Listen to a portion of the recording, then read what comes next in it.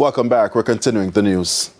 Health experts warn that floodwaters can contain pollutants, including sewage chemicals and agricultural runoff. This can lead to a range of health issues. Shamela Pullen explores in this evening's health report.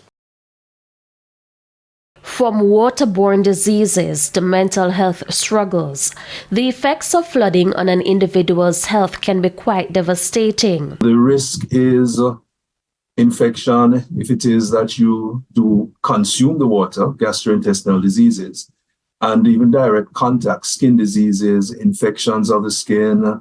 If you get cuts, bacteria in the water, you get cellulitis, you could get septic.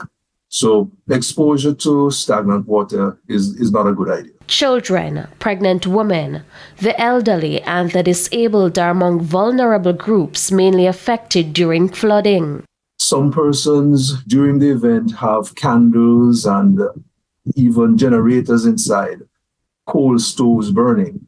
There's a risk of fires and burns and carbon monoxide poisoning. And beyond the disaster, persons who have chronic illnesses, your diabetics, your hypertensive, persons with heart disease, unless it is they have taken the necessary steps to have their medication and appropriate follow-up, then there's a potential for persons like these to run into problems. During a flood, water levels can quickly change. Therefore, persons are advised to stay alert and monitor local radio and television outlets. You collect and store enough potable water. You store enough food to last for maybe 2 or 3 days per person in your household.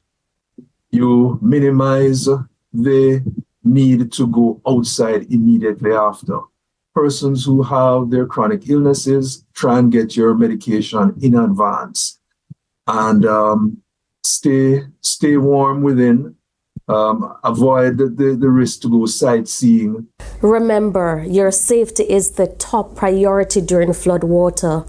Always stay on the side of caution and seek help where necessary. With your health report, I'm Shamela Pullen wishing you good health.